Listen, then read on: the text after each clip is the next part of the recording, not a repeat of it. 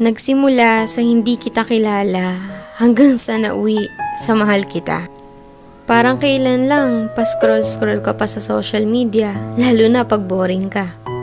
Yung tipong tamang like at shared post lang pinagkakalibangan mo. Wala ka naman sanang planong pumasok sa relasyon, pero biglang isang iglap may dumating sa buhay mo para mahalin ka. At sa hindi inaasahan, nahuhulog ka na rin sa kanya. Hanggang isang araw, yung akala mo magiging mag-isa, pero hindi pala, kasi may taong tatanggap sa'yo ng buo. Ang sarap nga naman magmahal pag mas mahal ka. Ang sarap makontento pag mas kontento sa'yo. Hahanap ka pa ba ng iba kung sobra-sobra na siya? Kaya nga sana wala na lang niloloko para wala na lang nasasaktan. Sana mapadpad kayo sa taong kayang pakalmahin puso nyo at hindi kayo bitawan sa mga panahong magulo na. Kasi sa totoo lang, iba yung saya pag nasa tamang tao ka na.